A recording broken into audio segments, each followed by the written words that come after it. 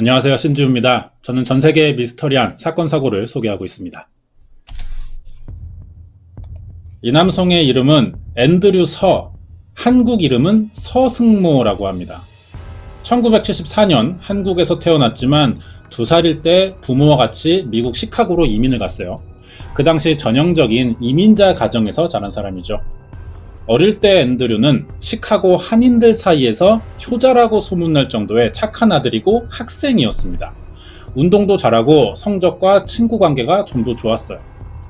고등학교 때는 학생 회장이었고 성적 우수자로 졸업하면서 전액 장학금을 지원받습니다. 로드 아일랜드의 프리비던스 컬리지라는 대학으로 진학해요. 1993년 19살이던 앤드류 서는 누가 봐도 뛰어나고 장래가 촉망되는 사람이었습니다. 그럼 27년이 지난 지금 이 사람은 어떻게 지내고 있을까요? 앤드류 서는 서승모라는 이름 외에도 또 다른 이름으로 불리고 있다고 하는데요. B72067입니다. 폰티악 교도소에서 앤드류를 대신해 부르는 수감번호죠. 장래가 기대되던 한국 출신의 앤드류가 교도소에 가게 된 이유는 뭘까요? 1993년 9월 25일에 일어난 어떤 사건 때문이었습니다. 19살이 100년을 받고 27년째 수감 생활을 하고 있는 겁니다.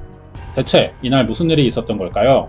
이번에 알아볼 이야기는 1993년 9월 미국 시카고에서 벌어진 총기 피살 사건의 범인인 앤드류 서와 이 사건에 관련된 또 다른 누군가에 대한 미스터리를 알아보겠습니다.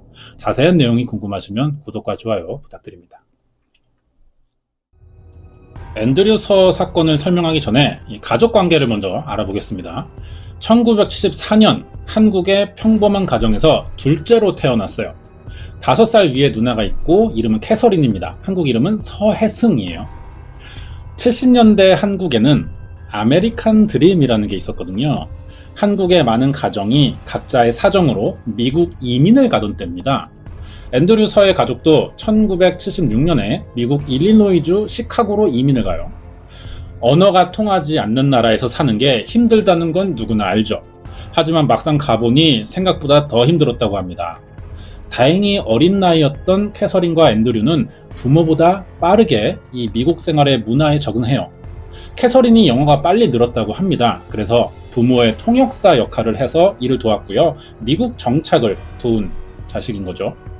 미국인들 사이에서 돈 버는 일이 쉽지 않았지만 그래도 가족 관계는 좋았다고 알려졌어요. 하지만 이 미국 이민 생활이 길어지고 아이들이 자라자 가족 사이에 큰 갈등이 생기기 시작합니다. 1970년대의 한국은 남성과 가장 중심의 가족 문화를 따르고 있죠. 특히 아빠는 이런 정서가 너무 당연한 사람이었어요. 이민을 와서도 여기는 내 집이니까 내 말을 모두 따라야 한다면서 가부장적인 태도로 가족을 대한 겁니다. 하지만 딸인 캐서린은 이런 문화에 익숙해지기 전에 미국 생활을 시작하게 된 거예요. 자유분방한 사고방식과 분위기가 더 익숙한 사람입니다. 당연히 아버지와 생각이 다르고 반항을 했죠. 이때부터 아빠와 딸이 끊임없이 싸웁니다. 결정적인 사건은 어느 날 캐서린이 남자친구와 외박을 하고 들어온 날 벌어져요. 참다 못한 아빠가 집안 망신이라면서 딸에게 큰 화를 냈고 몸에 휘발유를 뿌립니다. 그리고 라이터를 던지려고 한 거예요. 다행히 아내랑 앤드류가 아빠를 말린 덕에 큰 사고로 이어지진 않았지만 이때부터 캐서린은 아빠와 대화를 단절해버리죠. 1985년 앤드류가 11살일 때였어요. 아빠가 암에 걸립니다. 투병 생활이 시작됐지만 얼마 치료해보지 못하고 사망하는데요. 엄마가 이제 가장인 거죠. 작은 세탁소를 열어요. 이렇게 가정을 책임졌고 심리적으로 많은 부분을 아들인 앤드류에게 의지합니다. 딸은 바깥으로 걷도니까. 가족과 대화를 단절한 캐서린은 아빠 사망에 아무런 반응이 없었고 여러 문제를 계속 일으키거나 자주 가출을 하면서 가족 일에 신경 쓰지 않았죠. 2년이 더 지납니다. 13살이 된 앤드류에게 두 번째 사건이 일어나는데요. 엄마가 세탁소에서 강도를 만난 거죠. 37번 칼에 찔려 사망한 채 발견됐어요. 범인을 잡지 못해 미제로 남은 사건이기도 했습니다. 그럼 이제 앤드류에게 남은 가족은 누나인 캐서린밖에 없는 거죠. 이때 캐서린은 18살이었어요. 막 성인인 거죠, 미국 기준으로. 부모와 사이는 나빴지만 동생과는 좋았거든요. 동생의 보호자 역할을 하게 된 겁니다. 그런데 캐서린은 이 시기에 몇 달 전부터 만나기 시작한 미국인 남자친구가 있었어요. 이름이 로버트 오두베인이라고 하는데 항상 같이 다녔습니다. 심지어 부모가 사라진 집에 데려와 같이 살기 시작했거든요. 앤드류 입장에서 보면 부모가 둘 다 사망한 데다가 모르는 남자와 한 집에서 살아야 하는 게 혼란스러울 수도 있어요, 어린 나이에. 하지만 잘 지내기만 하면은 아빠 역할을 대신해주는 형이 하나 생기기도 하는 거죠. 의지할 사람이 늘어날 수도 있는 겁니다. 앤드류는 어린 나이에 큰일을 2번이나 겪었지만 다행히 학교 생활은 너무 잘해요. 운동을 잘해서 축구부에 들기도 했고 친구들에게 인기도 많습니다. 학생회장으로 뽑혔죠. 성적 우수자로 4년 전액 장학금을 받아요. 유명 대학에 진학합니다. 캐서린은 사업을 시작했어요. 많은 돈을 벌었는데 초기 자금이 많았다고 합니다. 왜냐? 엄마가 사망하면서 남긴 유산과 사망보험금이 있었어요. 이걸 아들인 앤드류 앞으로 해놨었는데 당시 남동생은 13살이니까 너무 어리죠. 그래서 보호자가 되는 캐서린이 대신 돈 관리를 법적으로 할 수 있게 된 건데요. 이 돈으로 남자친구인 로버트와 술집을 인수한 거예요. 다행히 사업은 잘 됐어요. 규모를 꾸준히 늘려나갔고 두 사람은 결혼도 약속합니다. 앤드류에겐 하나밖에 없는 가족이죠. 누나를 잘 따랐다고 하는데 대학에 진학하면서 떨어져 살았어요. 그래도 연락을 자주 했습니다. 하지만 항상 먼저 연락하는 건 동생인 앤드류였다는 거죠. 그리고 1993년에 딱 한 번 캐서린이 먼저 동생에게 편지를 보낸 적이 있습니다. 이게 처음이자 마지막이에요. 반가운 마음에 동생이 얼른 편지를 열어봤는데요. 내용은 반갑지가 않았습니다. 그동안의 엄청난 비밀들이 적혀져 있던 거죠. 편지를 읽은 앤드류는 누나를 만나기 위해 곧장 시카고로 향했어요. 1993년 9월 25일 새벽 시카고의 어느 아파트 차고에서 31살의 남성이 총에 맞아 사망한 채 발견된 겁니다. 사망한 사람은 캐서린의 약혼자인 로버트 오두베인이었죠. 로버트 오두베인의 사진입니다. 이 사람에게 총을 쏜 건 누굴까요? 앤드류 서였어요. 로버트 오두베인 피살 사건의 범인으로 앤드류는 6주 만에 체포됩니다. 경찰 진술에서 엄마와 가족을 위해 로버트를 쐈다고 말했는데요. 이 사건은 처음이자 마지막으로 캐서린이 앤드류에게 먼저 보낸 그 편지로부터 시작된 사건이었습니다. 내용이 궁금하죠? 6년 전 세탁소에서 강도의 칼에 찔려 사망한 엄마에 관한 진실이 적혀 있던 건데요. 1993년에 로버트는 도박 중독으로 엄마의 유산을 다 날렸고 바람을 피는 데다 자신을 폭행하고 있어서 괴롭다고 적은 겁니다. 충격적인 사실은 그 다음에 적혀 있었어요. 1978년 세탁소에서 엄마를 공격한 범인의 정체가 사실은 로버트 오두베인이었다는 거죠. 편지를 읽은 앤드류는 당장 누나를 찾아가 이 내용들이 사실이냐고 따졌습니다. 그리고 범인을 알게 됐으니 경찰서에 가자고 누나를 설득했는데요. 하지만 캐서린은 그러지 못합니다. 왜냐? 그 당시 로버트에게 유리했던 거짓 알리바이를 증언해줬기 때문이에요. 사실이 밝혀질 경우 거짓 증언을 한 죄로 처벌받을 것이고 공범으로 몰릴지도 모르는 일이잖아요. 그러니까 핑계를 대면서 앤드류의 신고를 말린 겁니다. 대신 가족과 엄마를 위해 할 수 있는 일은 로버트 오두베인에게 직접 복수를 하는 것이라며 동생을 설득하기 시작해요. 앤드류는 이 일을 어떻게 해야 할지 몰라서 일단 집으로 가 고민에 빠집니다. 남자친구를 제거하려는 캐서린은 계속 동생을 부추겼어요. 이틀 동안 66번의 전화를 걸었고 엄마와 자신을 위해 해야 할 일을 하라면서 같은 말을 반복했습니다. 결국 결정을 내린 앤드류는 1993년 9월 25일 학교 수업을 마치고 비행기를 타요. 3000km나 떨어진 시카고의 누나 집으로 돌아간 거죠. 공항에 마중 나온 캐서린은 동생에게 종이봉투 하나를 주는데요. 안에는 다음 날 로드 아일랜드로 돌아갈 비행기 티켓과 권총 한 자루가 들어있었습니다. 캐서린은 이미 계획을 다 세워둔 거예요. 앤드류를 로버트의 집 차고 안에 보내놓고 자기는 남자친구에게 문자를 보내요. 차가 고장 났으니 데리러 와달라며 밖으로 유인했습니다. 차고에 숨어서 로버트를 노리고 있던 앤드류는 사실은 이런 일을 하고 싶진 않았어요. 당장이라도 도망치고 싶었는데 가족과 엄마를 위해 해야만 한다는 누나의 말까지 거절할 수는 없던 거죠. 그 순간 차고 안으로 들어오는 로버트가 보입니다. 앤드류는 가족을 위해서라는 말과 함께 로버트에게 2발의 총을 쐈죠. 이렇게 로버트 오드베인의 피살 사건은 범인인 앤드류가 6주 만에 체포되면서 해결됐는데요. 캐서린도 공범의 가능성이 의심되는 이유로 같이 체포는 됩니다. 하지만 누나는 사업 성공으로 많은 돈을 번 사람이죠. 엄청난 보석금을 내면서 혼자만 임시 석방돼요. 그리고 시카고를 떠나서 이름과 직업을 바꾸고 과거를 세탁합니다. 네이비 피어라는 곳에 이사를 했는데 여기가 부자 동네래요. 굉장히 비싼 주택을 구입하고 고급 승용차를 몰았습니다. 주변 사람들에게는 자신을 부동산 컨설턴트인 카시아 케인이라고 소개했어요. 하지만 과거 세탁이 실패로 돌아가는데요. 로버트 사건 10개월이 지난 1994년 8월 동생 앤드류의 재판에서 캐서린이 또 다른 용의자일 가능성이 있다며 소환된 겁니다. 재판은 심리를 마치고 중간에 쉬는 시간이 있어요. 이때 피의자로 출석했던 캐서린이 몰래 도망쳐버리거든요. 결국 재판은 캐서린 없이 진행됐고 무죄라면 사라질 이유가 없다고 판단한 재판관과 배심원단이 도망친 캐서린을 유죄로 판결합니다. 그리고 전국에 지명수배를 내렸어요. 앤드류도 유죄 판결을 받았고요. 이 재판에 참여한 배심원단들은 사실 6년 전에 어머니 사건을 모르고 있었습니다. 그러니까 이 재판에서는 단순히 앤드류의 범행 동기를 누나가 시켰다는 이유로만 알고 있는 거죠. 당연히 범행 동기를 이해할 수는 없었어요. 아무리 가족의 복수라지만 누나의 말로 살인을 했다는 거죠. 자기는 하기 싫은 일이었지만 결국은 시킨 대로 다 했어요.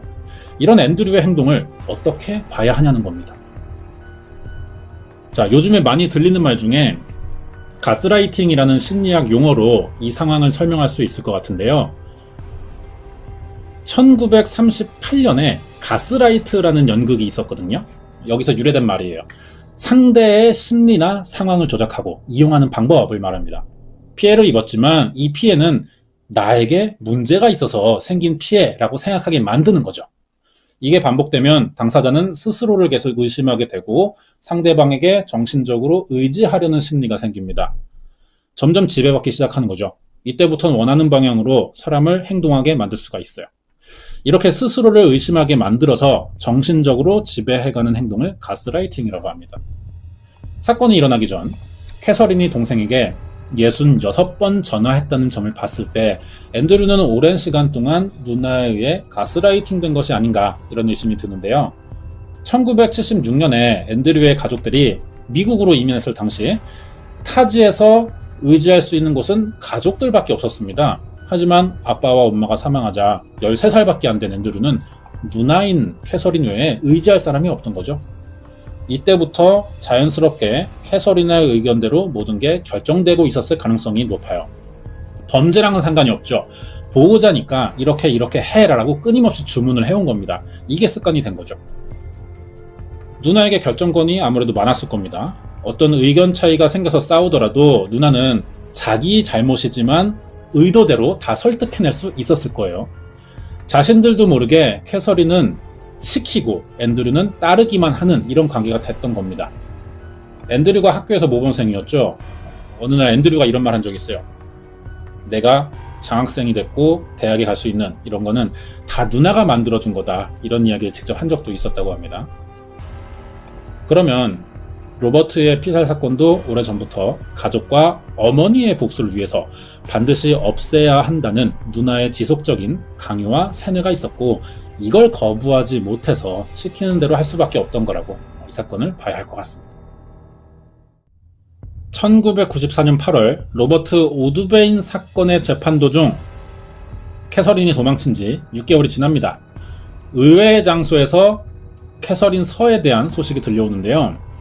1995년 3월 8일 하와이 호놀룰루의 경찰서로 캐서린이 스스로 찾아간 겁니다. 자수를 했어요. 캐서린은 자기가 무죄이기 때문에 자수한 거라고 말했지만 아무도 재판에서 도망친 사람을 쉽게 믿어주지는 않았죠. 동생에게 총과 도망칠 비행기 티켓을 준비해줬다는 점과 로버트가 사망하기 전부터 사업 문제로 캐서린과의 갈등이 있었다는 점들이 이 사건의 범인이라는 근거가 됐습니다. 그 중에서 가장 큰 이유는 로버트 오두베인의 사망보험금이었어요. 로버트가 사망하자 보험금 25만 달러가 바로 수령됐거든요. 이 사람이 바로 약혼녀인 캐서린 서였던 겁니다. 이 부분을 근거로 법원은 로버트의 사망보험금을 목적으로 캐서린이 동생인 앤드류를 시켜 일으킨 계획 범죄라고 결론 내리면서 가석방 없는 무기징역을 내렸고 직접 범행을 실행한 동생 앤드류 서에게는 100년형을 선고했습니다. 수감 생활을 시작한 앤드류는 친구를 통해 캐서린에게 나는 누나의 동생이고 항상 누나 편이니 잘 헤쳐나가자는 편지를 보낸 적이 있거든요. 여기서 가스라이팅을 확실히 의심해 볼 수 있는 거죠. 그리고 며칠 뒤에 누나로부터 답장이 와요. 굉장히 충격적인 내용이었는데요. 나는 당신이 누군지 모릅니다. 나는 동생이 없으니 다시는 연락하지 마세요. 라고 누나가 보낸 거예요. 앤드류 선은 13살 때나 19살 때나 누나밖에 없었고 엄마의 목숨을 빼앗아 자신을 이렇게 만든 오두베인을 원망했다고 합니다. 하지만 직접 총을 쏜 자신도 스스로를 용서하지 못하고 있고 그때는 옳은 일이라고 믿었던 선택을 후회하는 중이라고 털어놨어요. 지금 앤드류 선은 46살이 됐습니다. 남은 가족은 이 여자밖에 없어요. 누나인데 이 사람은 동생을 버렸죠. 이렇게 되면 서로 살아서 만날 일은 없겠지만 앤드류가 심리적으로 위험한 상태일 수가 있습니다. 믿었던 마지막 가족에게 버림받았으니까요. 교도소에서 돌발 행동이 나올 수도 있는데 그러지 않도록 교도소에서 관리를 잘 해야 되겠죠. 준비한 내용 여기까지입니다. 끝까지 봐주셔서 감사드리고요. 오랜만에 관련된 이야기가 준비되어 있습니다. 이번 사건은 누나의 지시로 범죄를 저지르고 버려진 동생 앤드류 서의 사건 파일이었습니다. 네, 관련된 이야기 조금 더 알아보겠습니다. 여기까지 전부 봐야 이번 사건이 전부 해결될 것 같아요. 관련된 이야기가 뭐냐? 이 사건의 시작이었던 앤드류 서의 어머니 사건인데요. 1987년에 일어났죠. 시카고 서북 쪽의 외곽 동네에 있는 세탁소 안에서 일어납니다. 50대 한인 여성 피살 사건 이름으로 알려져 있는데 피해자인 앤드류 서의 어머니가 당시 55살이었어요. 한국 이름은 제가 찾지 못했는데 미국에서는 엘리자베스 서로 불렸습니다. 2년 전에 남편을 잃고 혼자 세탁소 하면서 두 아이를 키우던 중에 사건을 당한 거죠. 37군데의 자상을 입고 사망한 채 발견됐어요. 당시에 경찰은 이 사건의 유력 용의자로 딸인 캐서린의 남자친구인 로버트 오두베인을 지목했습니다. 범인 찾은 거예요. 그런데 캐서린이 거짓말로 알리바이를 대줬거든요. 그래서 로버트 오두베인이 무혐의로 풀려납니다. 범인 놓친 거죠. 앞에서 알아본 대로 캐서린이 거짓 알리바이를 진술했는데 여기서 의문이 드는 점이 있어요. 캐서린은 그럼 어떻게 범인이 로버트 오두베인인 걸 알았고 왜 자기 엄마를 죽인 사람에게 거짓 알리바이를 대줬냐는 겁니다. 이 사건은 캐서린과 로버트가 만나면서 계획됐던 것으로 보이는데요. 사건이 일어난 1987년 당시 캐서린은 18이었고 25살에 무직인 로버트 오두베인을 만나게 됩니다. 어느 날 두 사람이 진지하게 돈 이야기를 한 적이 있어요. 그러다 캐서린이 남자친구에게 이런 말을 하는 겁니다. 엄마가 돌아가시면 상황이 좋아질 거라면서 은근히 자기 목적을 드러냈다는 거죠. 그리고 정말 며칠 뒤에 캐서린의 엄마가 사망하는 사건이 벌어집니다. 엄마는 자기 모든 유산과 사망보험금을 아들인 앤드류 앞으로 상속해둔 상태였어요. 하지만 1987년에 앤드류는 13살이었고 보호자가 필요한 나이였습니다. 엄밀히 따지면 전부 앤드류 서의 돈이에요. 하지만 동생은 자기 말이면 뭐든지 따를 테니까 누나가 쓰기 시작했던 거죠. 이 돈으로 로버트와 사업을 시작한 거고요. 그럼 캐서린은 결국 돈을 목적으로 자신의 엄마를 남자친구에게 사주했고 이 비밀을 숨기기 위해 동생을 시켜 남자친구까지 제거한 사건이라고 봐야 할 것 같은데요. 이 혐의의 캐서린은 로버트에게 사주한 것이 아니라 이 사람이 자발적으로 벌인 사건이라고 주장했습니다. 하지만 캐서린은 이미 신뢰를 잃었죠. 로버트를 이용한 게 확실하다고 보는 중이에요. 하지만 캐서린 외에 진실을 말할 사람이 지금 없어요. 그렇다 보니까 이 사건은 아직 미국 일리노이주의 미해결 사건으로 남아 있습니다. 여기까지요.